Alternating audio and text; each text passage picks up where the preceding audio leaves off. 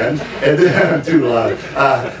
And this group is a little pull-out of that. This is our heritage band, and this is the size and scope and the instrumentation of the band that went along on this is the 150th commemoration of the Black Hills expedition that the U.S. Army took 150 years ago, and went and explored the Black Hills. All right, there were no wars. It was Custer was around, but everything went smoothly. Later things kind of fell apart. But during this expedition, as usual, the cavalry band went along. Brett Tate was suggesting we go down to the carousel sometime and play a gig at the carousel, everyone on a horse. That's as close. I never even thought of that. Thanks, Brett. He works in the health industry. Indeed, the cavalry bands were usually sane people didn't try to play and ride at the same time, but the 7th Cavalry did.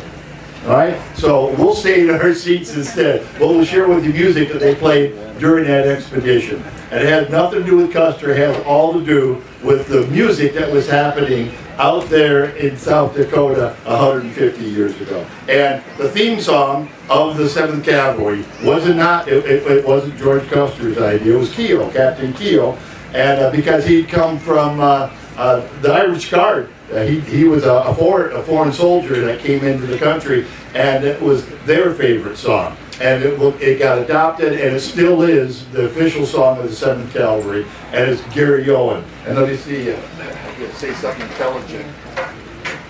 I have notes to help me seem more intelligent. Pretty good, huh? It can be traced back to 1860. The Army adopted it 1861, and our cavalry was Miles Keogh. He had played with the 5th Royal Irish Lancers and the Papal Guard. It's a wonderful march, and you may wonder why take a band into the hills? Well, the band people, why not? but the expeditions were not all misery and danger, because 2 years ago was the expedition in the Yellowstone by the same group of folks, for the most part. Officers and men alike throughout the Army almost unanimously, easy for you to say, appreciated their regimental bands. In the isolated forts, there was little or no other entertainment besides cards and whiskey. When the War Department started looking towards musicians as a way of cutting costs, regimental officers and men protested vigorously. So it was part of our culture to bring the band out for troop morale. Here is Gary Owen.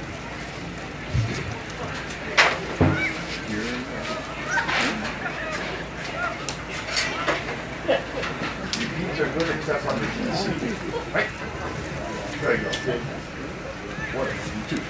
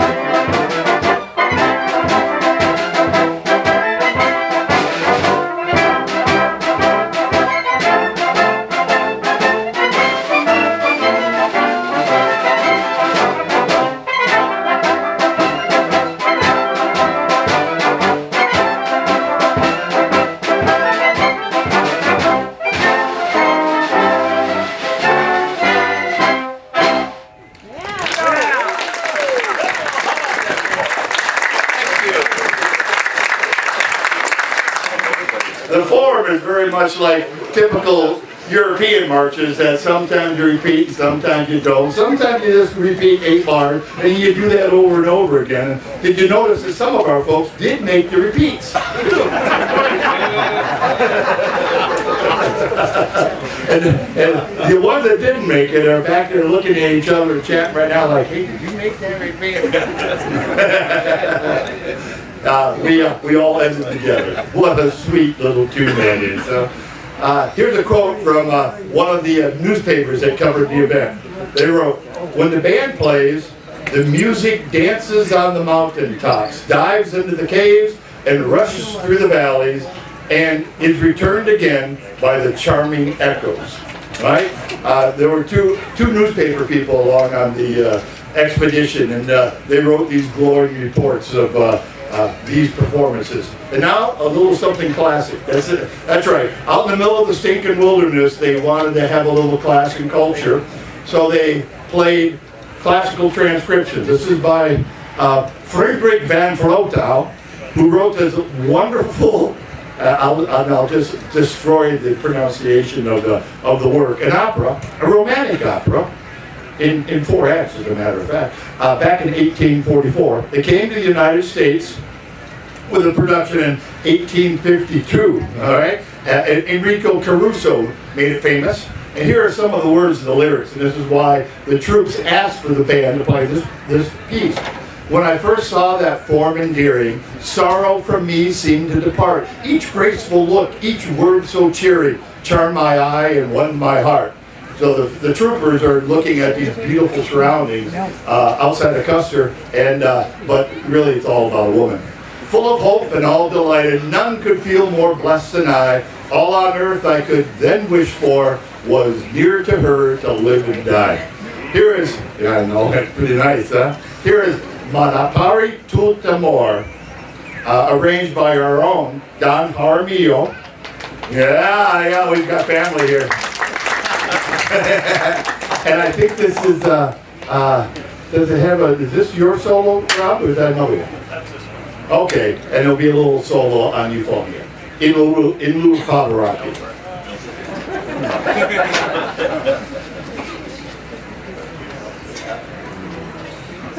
See why I didn't bore you in rehearsal and all that.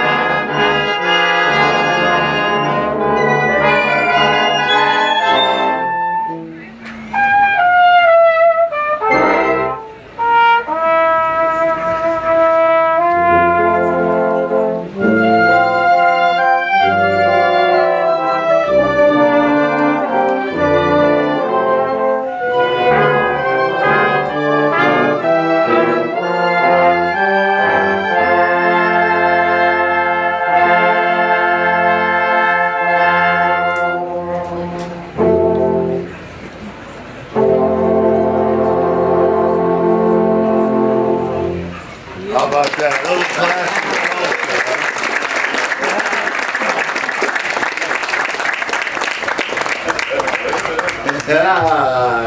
Yes, a little class and culture. I can't imagine them doing that one on horseback. They had nightly concerts up in the hills, so that was a concert tune. All right. In the heart of the frontier, it was the.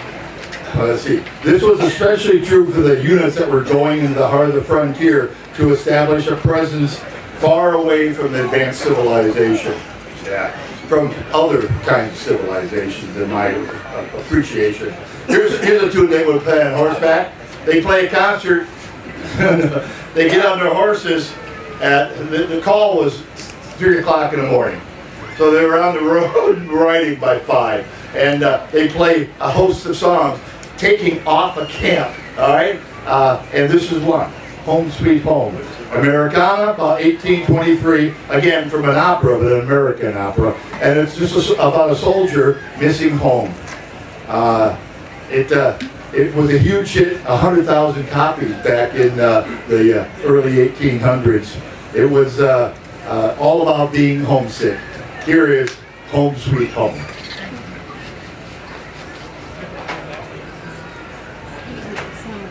Just warm. Much easier.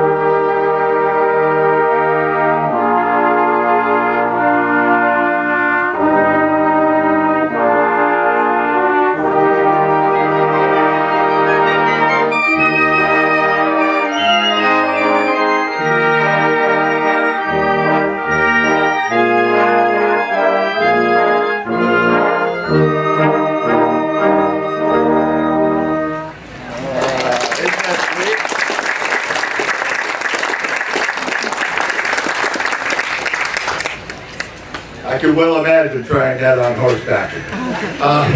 You notice that for the most part we use instruments that they used at that time, that our horn players were all playing these little peckhorns. And they get to sit in the front row for a change. And they actually had melody back there on a tune. This was the precursor to the F horn. And they're keyed in a different pitch, and they're just easier to hold, especially on horseback. And then everyone in the cornet section are playing real cornets instead of trumpets. The trumpets hadn't been around yet, and it wasn't the instrument of choice. It's just a little more mellow of an instrument. Are you both playing tuba? No. There's tubas of different ilk. Neither of them are playing a little E flat. There was a little E flat tuba. The only picture of evidence is a horse out on the plains in this long grouping, and there's actually a tuba tied to the side of the saddle. Right? So there's visual evidence of such. Also, we've had instruments. there's instruments that were part of that instrumentation that we usually don't use now, including an E flat soprano clarinet that Dave was playing. All right, little baby. And then also its cousin back in the cornet section, Rob is playing an E flat soprano cornet. All right? Right? It's just cuter and all get out, and it gives the band a different texture. Most of the rest of us are playing more period instruments, you know, but you can imagine how out of tune the band might have been, because the amalgamation of the horns and the dust and the dirt, and they get back to the fort, and the horns would barely even play. Private Windolf wrote a diary about the expedition. Almost every evening there'd be a band concert. Everyone was proud of our 7th Regimental Band. They were mounted on white horses, and they had them all along in the expedition campaign. They never failed to play Gary Owen. What a mighty band. On the nights when the moon was out and the stars crackling in the sky and the air was crisp and cool, it was something to stretch out before a big open log fire and listen to the music. Right? So yeah, it really did happen.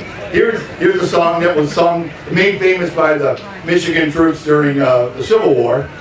It's a spiritual. It'll feature Don Gieselbeck. We'll sing the vocal part, and it's called "Ain't I Got to Get Out of the Wilderness." Right? So I was longing to get back home again, even if it was just the fort.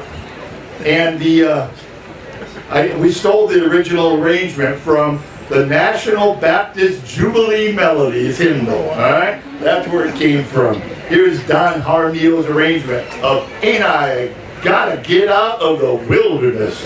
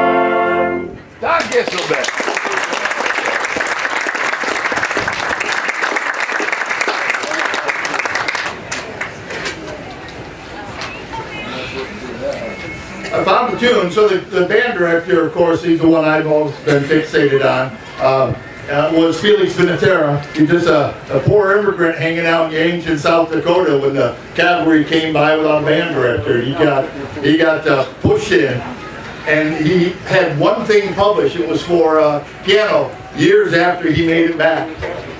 The band also went along on the ill-fated expedition 2 years later, but they needed horses, so the band stayed back, and they survived. By surviving, that Vinatera was able to write this little tune from his experiences that I found published in 1884, as a piano work, and it's his recollections in polka form.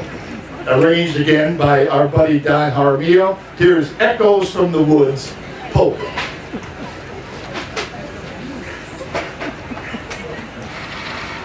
Let's take it to European marks.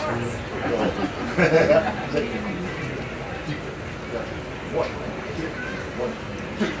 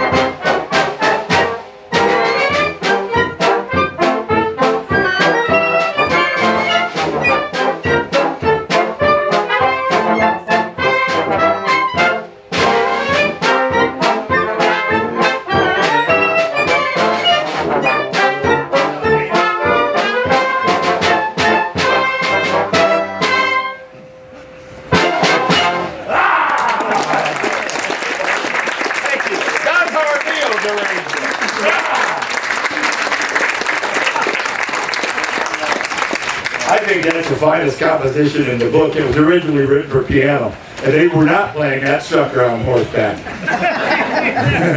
From the Sioux City Journal, they wrote, "In this valley, every sound is echoed in timbered borders and mountainsides. The music of the band was weird and fascinating. It seemed to come from a genie, concealed in the groves of the caves of the mountainsides, and fancy suggested the haunt of the muses." How about that? From the Sioux City Press. Here is a favorite of the troops. It is, again, an English folk song, "The Girl I Left Behind." 1791. It made its way from a melody, an old traditional Irish melody called "The Wandering Laborer." And some of us know the words from the Irish. "All the dames of France are fond and free, the Flemish lips are willing, very soft the maids of Italy, and Spanish eyes so thrilling." I remember singing that as a kid. The English got a hold of it and used this. "All the hour that said I left the maid, a lingering farewell taking, whose sighs and tears my steps delayed, I thought her heart was breaking." And then the Americans got a hold of it. But it's not as bad as, yeah, I thought it would be worse. It's not. "I'm lonesome since I crossed the hill and over the moor that said ye, such lovely thoughts my hearts do fill since parting with my Betsy." I think the first time, the only time that Betsy was rhymed was "Sedgy." There's some humor. A favorite of the troops, and this was always the next to the last song when they left or came home again. Here's "A Girl I Left Behind." And one more quote says, "On the 10th day," let's see, they left on the 2nd. What's today? So in 1 week's time, 150 years ago, the writer, a private writes, as usual, Reveille calls us at 3 in the morning, and we leave camp between 4 and 5. We miss the 40 winks, but the band entertains us and tames the savage beast in us and breaks down the stubborn will as they take off on horseback to the girl I left behind.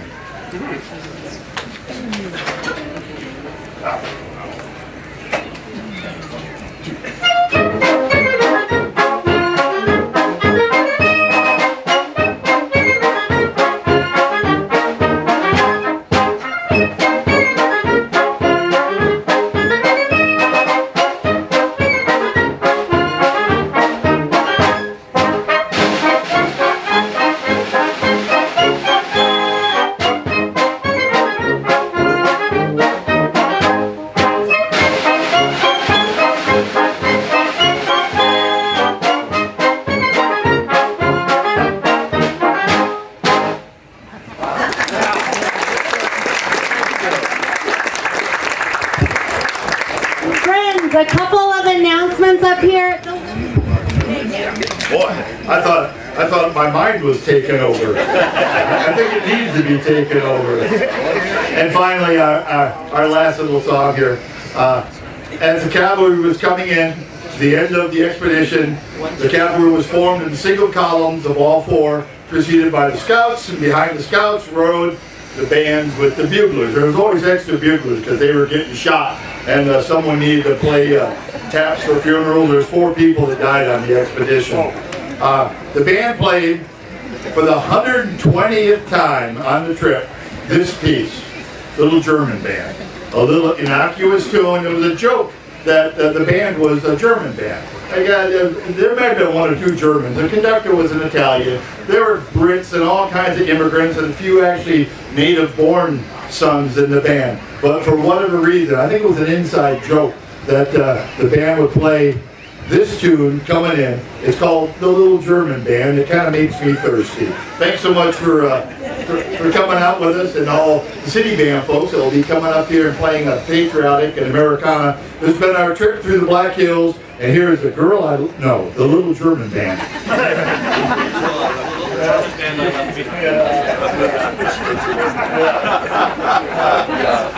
There you go. He needs some more first time. There you go.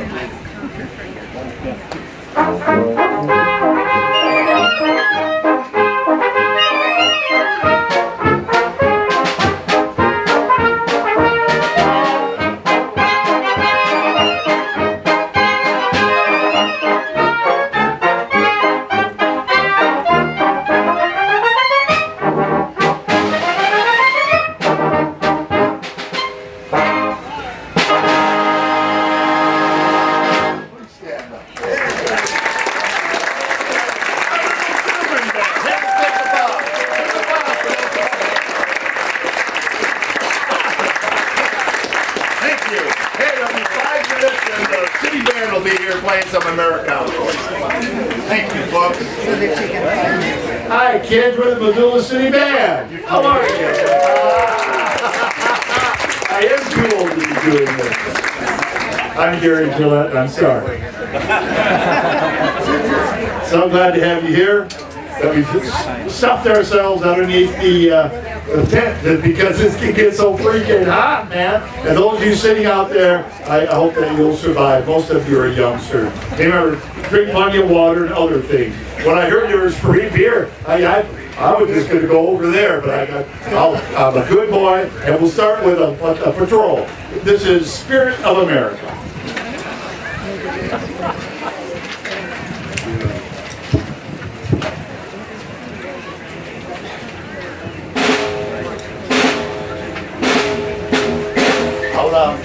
Patrol.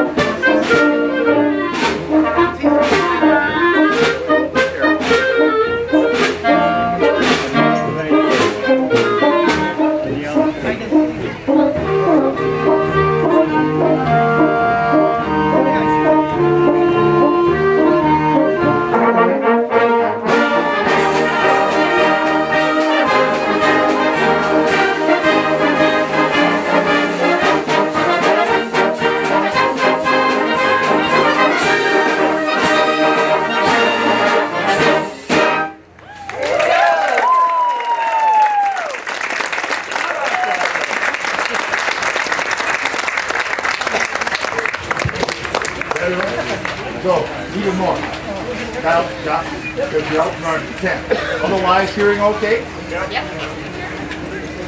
So much better than last year. Some of the tent keeps our sound in because imperative for the band to be able to hear each other. That we had some difficulty with that last year. Thanks so much for being here. Come and go as you please. I'll try not to embarrass you if you leave early, unless I know who you are. Put on your Kate Smith voice, kids. Here's God Bless America.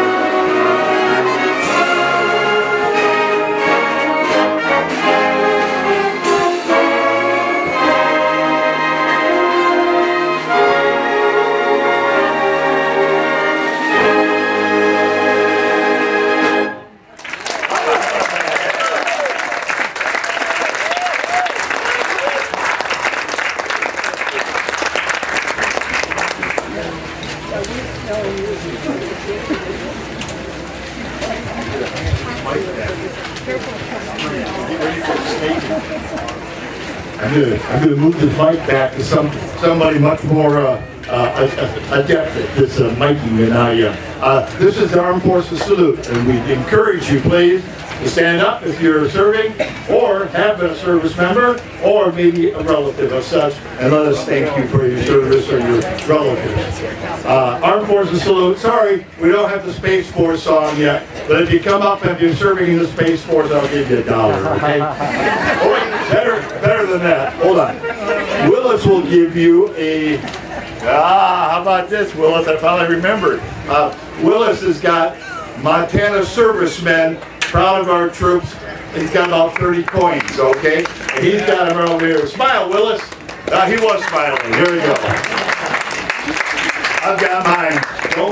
Don't mob over there right now, okay? Because we got an important song to do. Here's our Armed Forces Salute, featuring, standing up in the podium section, our buddy Ron Wilcott. Now, enjoy this. Here comes the mic passing. And the mic is hot. And the mic is hot. Couple scores, please. Well, that worked out so much better than I was afraid of. Sure. Yeah. Okay.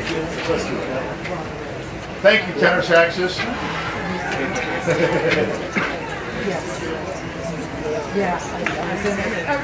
I'm still in.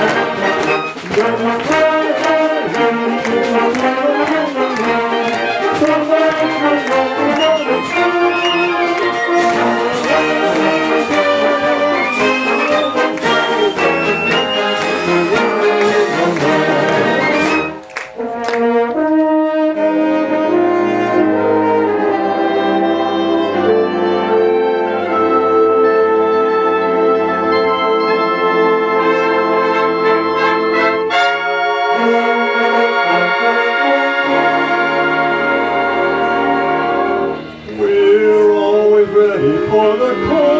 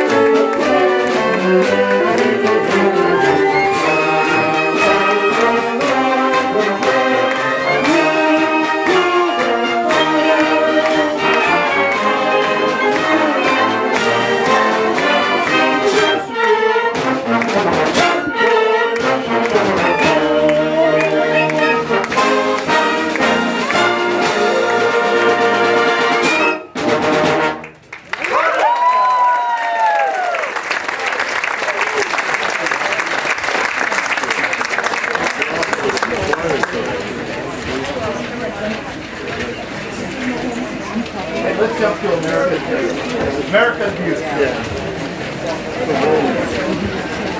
Want to make sure we get all the headlines in here. Got a couple more soloists to sing and play for you.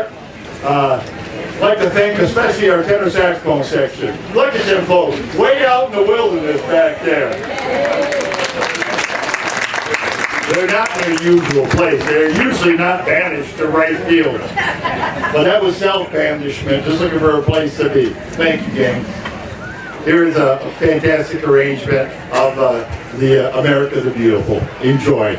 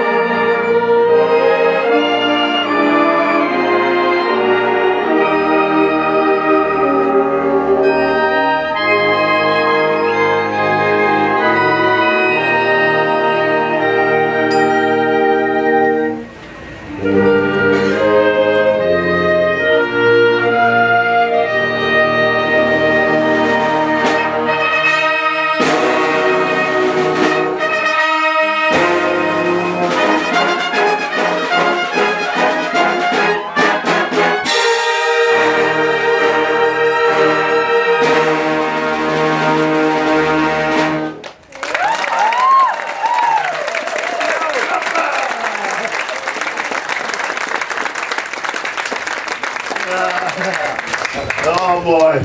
Yes, the trumpets are in charge at the ending of that. I don't even pretend to conduct. I'm just along for the ride. It's a great trumpet part. Hey, we're lucky enough to have visiting a Missoula native and former student who went off to great things, and she's got a doctorate in clarinet performance, and she teaches at the University of Wisconsin-Eau Claire on clarinet, but she had a baby and family here. You'll see Dad smiling in the horn section, and I put the pinch on her, and she was kind enough to share with us the clarinet polka. Here is Allie Beatty Powell.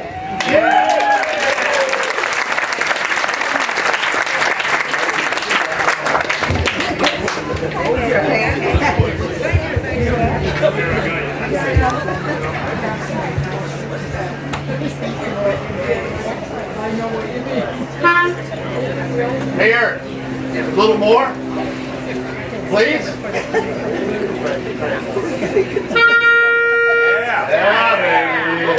Yeah, baby. Much better. So I always check with soloists about tempo. And last night, Allie just went, whatever you like, Eric. Oh, watch out! Is that a challenge? No one's overheated yet. It's just logistics. So put your mind at rest. And enjoy the clarinet polka. Yeah. Here you go.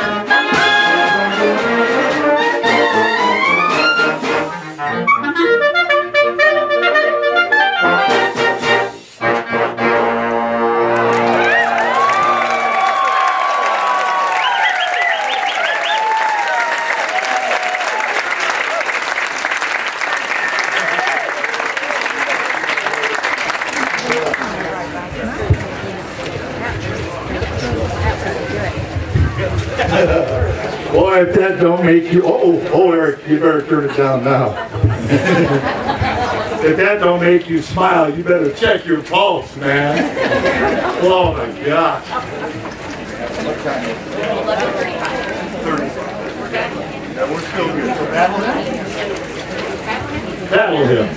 We're working off a kind of set list and kind of messing around with it, making sure that we have time for some special tunes and end with the Stars and Stripes Forever to make sure we got that one. And then at noon we're playing the Star Spangled Banner for the opening of ceremonies. That's what was going on there with that consultation before the clarinet. Had nothing to do with the clarinet. Hey, Richard Schmitz stepped up last night and went, "Hey, I can sing." And I went, well, I guess we'll be the judge of that. And she sang last night. Well, she's back on the program today. Right out of the, wait, this is 2 clarinet players in a row. Ah, it's better than trumpet players. That's Sorry, that's what bluegrass. Everyone's got to hate somebody, you know. I'm a trombone player.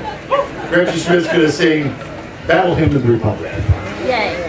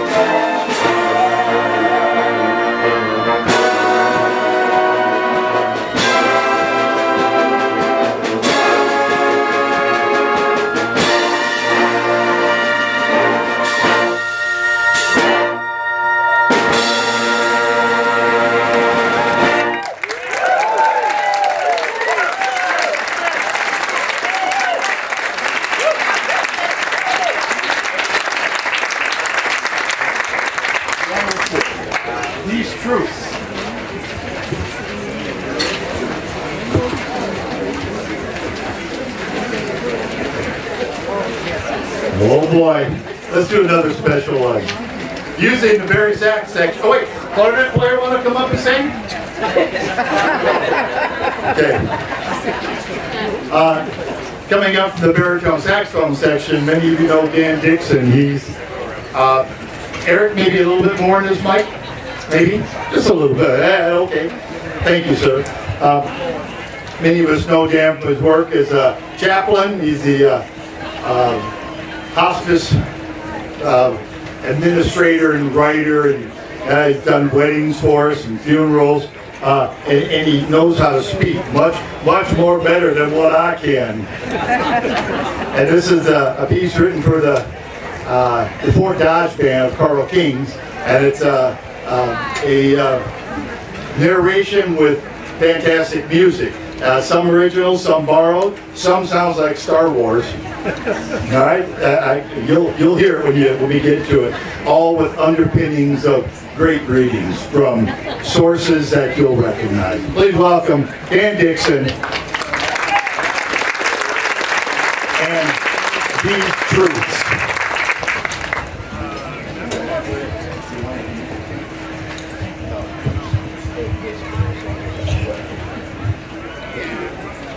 In 1776, representatives of the British colonies in America gathered in Philadelphia.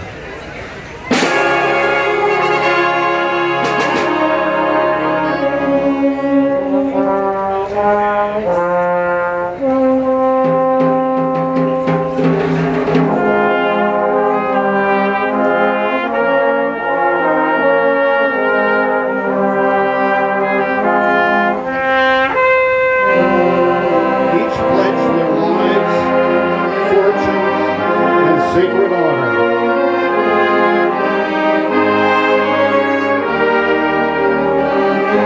To set a new path to freedom.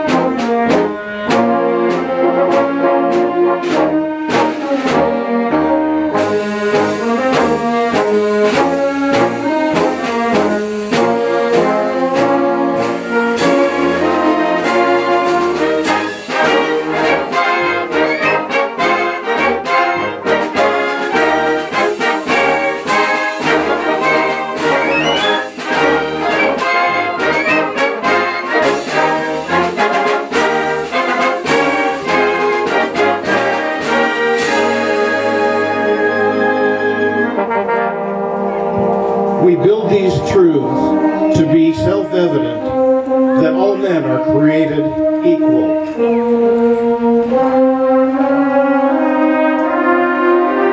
That they are endowed by their Creator with certain unalienable rights. And among these are life, liberty, and the pursuit of happiness.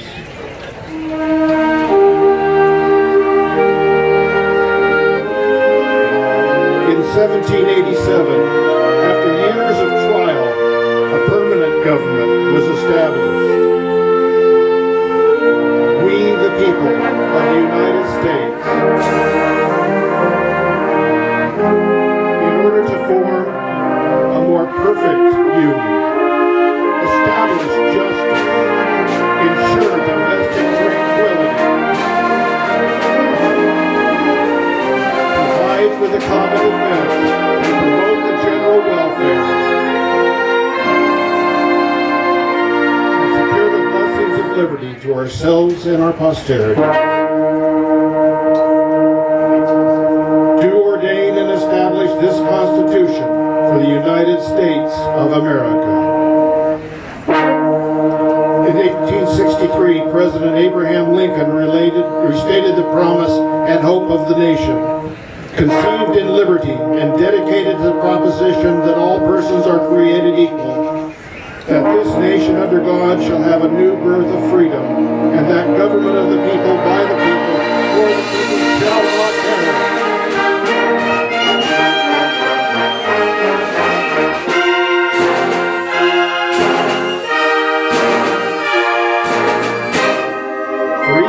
generation.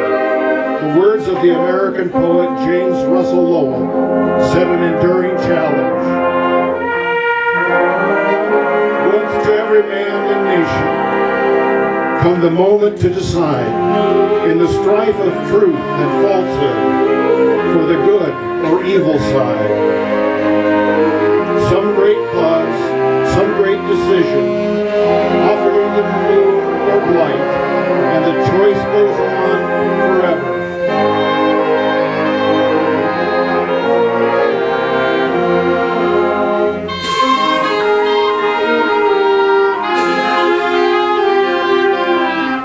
Switch that darkness and that light.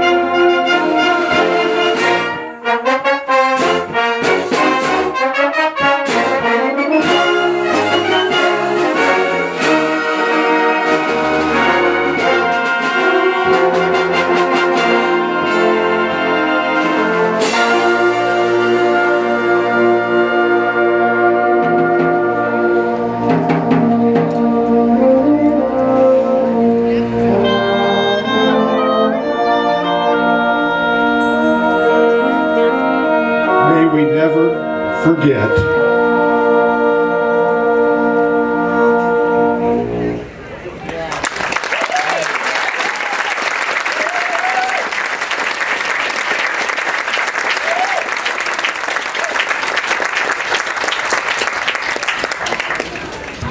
Hey, we'll do two more, trying to make sure that we connect things up so we have the Star Spangled Banner at noon. Got a scout troop with flags, you know. It'll be cool. Here is a wonderful tune, folk tune that made it into Americana. This is My Country. Feel free to sing along. There's a verse that you probably don't know, but you'll recognize the chorus when it comes up. Intro's good. First time over. Great.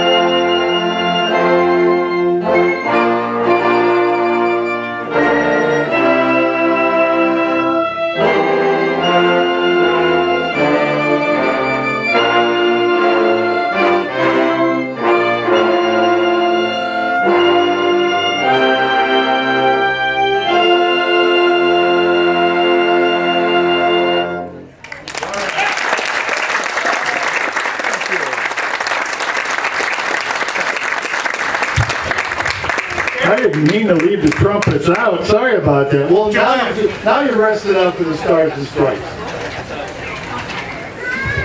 Well, our final tune. Please enjoy. Watch out, man, because we got a piccolo soloist. Yeah. Be honest here. Watch out. Another one of those hometown kids that went off and got doctoral degrees in performance. Oh my God. Wait for it. And I'm not going to put the microphone near her, okay? We don't need no stinking microphone for a piccolo. Thanks so much for coming out. Hey, we play every Wednesday evening at the band shell at Bonner Park. So if you're not, if we're new to you, come on out. We'll be there on Wednesday making music as well. Here is the Stars and Stripes Forever. Hey, Brass. Careful. You stand up. Don't be late.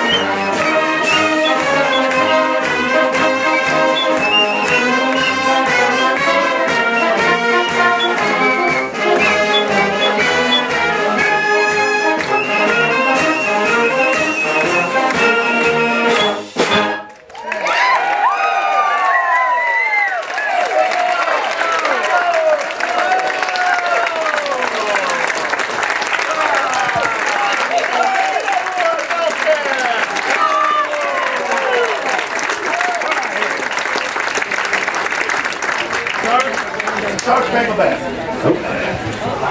Hey, well, you can rest just for a moment. There's going to be some speaking, I think, before the Star Spangled Banner.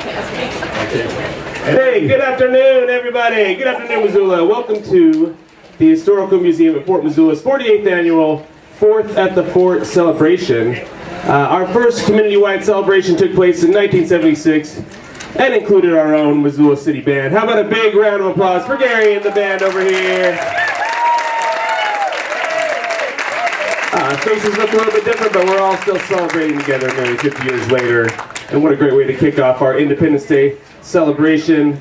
Of course, the Historical Museum at Fort Missoula would like to acknowledge that we are in the homelands of the Salish and Kalispel people. Today we offer our respect for their history and culture and for the wisdom in caring for this place for generations to come.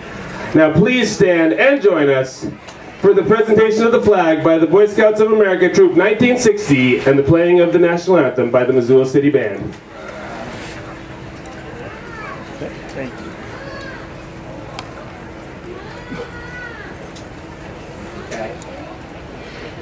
Okay.